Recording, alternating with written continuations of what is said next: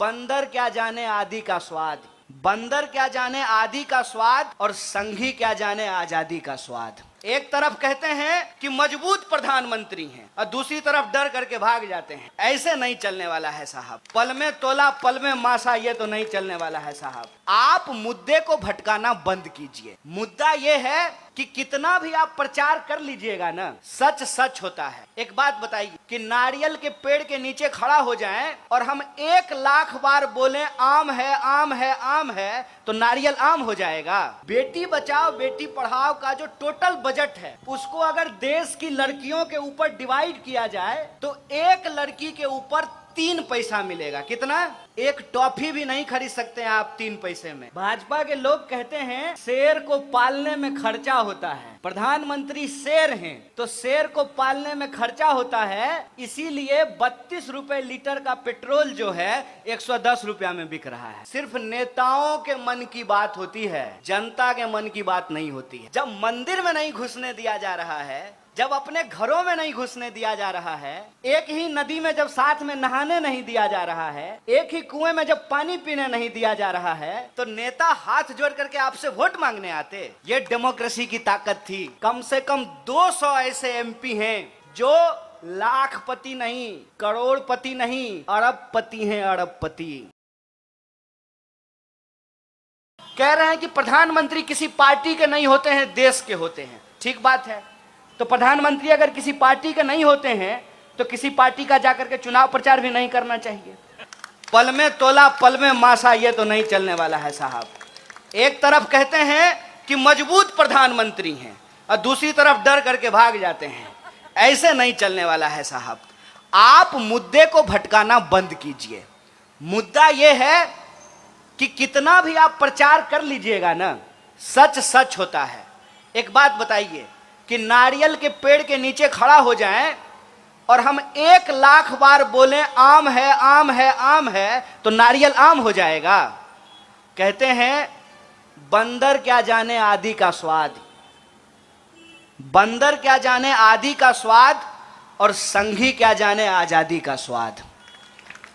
जो लोग इस देश की आजादी में शामिल नहीं थे, जिन लोगों ने इस देश को आजादी नहीं दिलाई, उनको इस देश की आजादी से प्यार भी नहीं है। कहते हैं ना, जो बनाता है उसी को दर्द होता है। महिलाएं इस बात को बखूबी समझेंगी कि जो मां 9 महीने बच्चे को अपने पेट में रखती है, उसको मालूम होता है कि मां बनना कितना मुश्किल काम होता है। जो घर छोड़ करके भाग गए हैं, जो घर नहीं चला पाए हैं, वो देश क्या खाक चला पाएंगे। मैं रास्ते में आ रहा था, कोई ऐसा इलेक्ट्रिसिटी का पोल नहीं है जिसपे 32 दांत निकालता हुआ प्रधानमंत्री का फोटो नहीं है। और हर फोटो पे एक बात लिखा हुआ है, 10 वर्षा विकासाची। और कह रहे हैं, इतनी कोंकणी मुझे आती है कि 10 वर्ष में विकास की क्या कहानी लिखी गई है। जैसे आप टीवी देखते हैं तो टीवी में ऐड आता है। क्या ऐड आता है? ऐड आता है कि फेयर एंड लवली लगाने से मुंह गोरा हो जाता है। ट्राई किए हैं? किसी का मुंह गोरा हुआ है? यह प्रचार है। और प्रचार की हालत यह है, मैं आपको बता दूं, सरकार की एक योजना है बेटी बचाओ बेटी पढ़ाओ। बेटी बचाओ बेटी पढ़ाओ का जो टोटल बजट है, उसको अगर देश की लड़कियों के ऊपर डिवाइड किया जाए तो एक लड़की के ऊपर 3 पैसा मिलेगा। कितना? एक टॉफी भी नहीं खरीद सकते हैं आप 3 पैसे में। टॉफी भी कम से कम 2 रुपए में आता है। और उसका 77% बजट, मतलब 100 में से 77 रुपया सिर्फ और सिर्फ ऐड पे खर्च किया गया है। केंद्र की सरकार ने 5,000 करोड़, कितना? 5,000 करोड़। अरे आप संबित पात्रा थोड़ी हैं कि ट्रिलियन में कितना जीरो है नहीं बता सकते हैं। 5,000 करोड़ सिर्फ और सिर्फ एडवर्टाइजमेंट पे खर्च किया है। और आप इधर से बंबई की तरफ से मैंगलोर जाएं या मैंगलोर की तरफ से मुंबई जाएं, उस पे घूम करके देख लीजिए कि सबसे ज्यादा प्रचार किस पार्टी के होर्डिंग के द्वारा किया गया है। मैं जब आ रहा था तो अपने यूथ कांग्रेस के साथी को पूछा, हमारा होर्डिंग बैनर नहीं दिख रहा है। तो उन्होंने बड़ी अच्छी जवाब दी। उन्होंने कहा कि लगभग 30% हमको वोट है गोवा में, लेकिन पोस्टर के मामले में 5% भी पोस्टर हमारा रोड पे नहीं लगा हुआ है। ये जो पैसा है ये इन्वेस्टमेंट है। ये इन्वेस्टमेंट किससे निकाला जाएगा? ये इन्वेस्टमेंट जब सरकार चुन करके आएगी तो आपसे निकाला जाएगा, आपके टैक्स के पैसे से वसूला जाएगा। और कैसे वसूला जाता है? ये सामने पेट्रोल पंप है। ये भाजपा के लोग कहते हैं शेर को पालने में खर्चा होता है। प्रधानमंत्री शेर हैं तो शेर को पालने में खर्चा होता है, इसीलिए 32 रुपए लीटर का पेट्रोल जो है 110 रुपया में बिक रहा है। 32 रुपया दाम है और बाकी का जो रुपया है टैक्स के रूप में आपसे वसूला जा रहा है।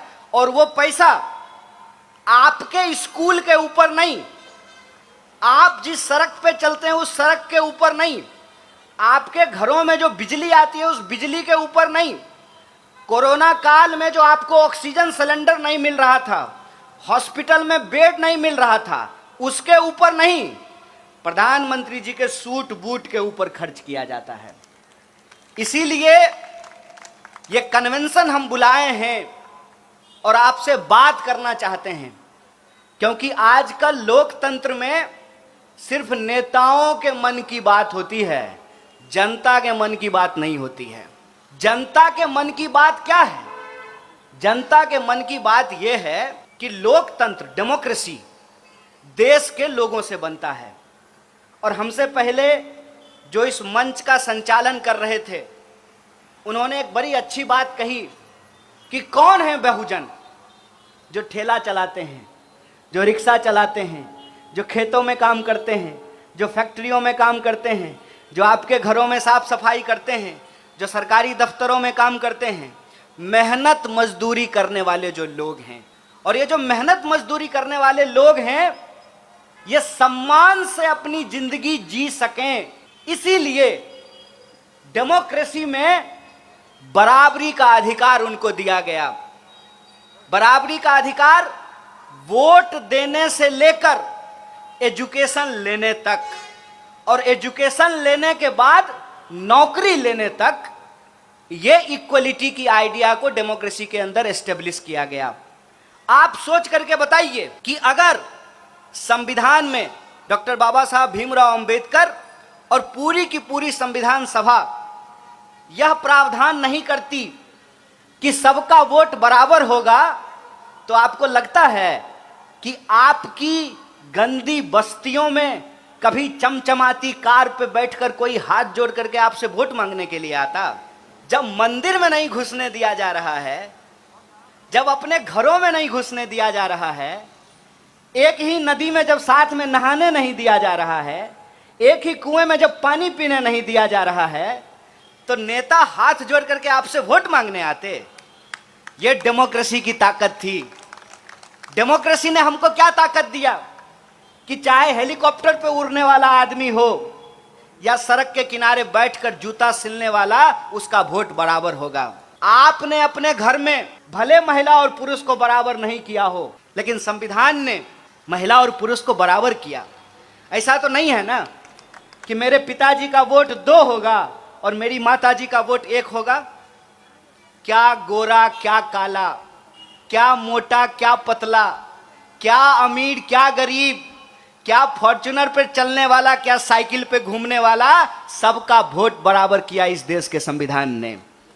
और ये जो अधिकार है, इस अधिकार की ही ताकत है कि पॉलिटिकल पार्टिसिपेशन के साथ साथ इकोनॉमिक पार्टिसिपेशन की भी बात की जाने लगी।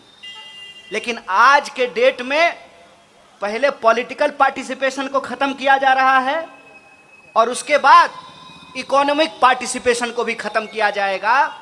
और ये मैं झूठ नहीं बोल रहा हूं, झूठ बोल करके हमको प्रधानमंत्री नहीं बनना है, मैं सच आपको बता रहा हूं कि पॉलिटिकल पार्टिसिपेशन कैसे खत्म किया जा रहा है।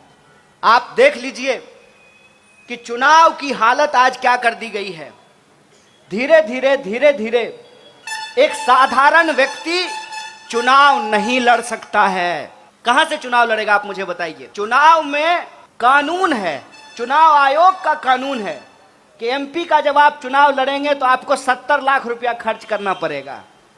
आप अपनी ईमानदारी से बताइए 70 लाख रुपया में चुनाव हो रहा है? जो पोस्टर लगा हुआ है ये 70 लाख में लगा हुआ है। ये जो सैकड़ों गाड़ियां घूम रही हैं ये 70 लाख में हो रहा है। ये बेईमानी है। ये बेईमानी दिन रात हम अपनी आंखों से देखते हैं, लेकिन हम मजबूर हैं कि इस बेईमानी के खिलाफ हम कुछ कर नहीं सकते हैं। धीरे धीरे हम वोट तो दे सकते हैं लेकिन हम चुनाव नहीं लड़ सकते हैं। आम इंसान चुनाव से बाहर कर दिया गया है। अभी चुनाव लड़ने से बाहर किए हैं, कल वोट देने से भी बाहर कर दीजिएगा। आपको मैं पार्लियामेंट की हालत बताता हूं। पार्लियामेंट के अंदर कम से कम 200 ऐसे एमपी हैं जो लाखपति नहीं, करोड़पति नहीं, अरबपति हैं, अरबपति।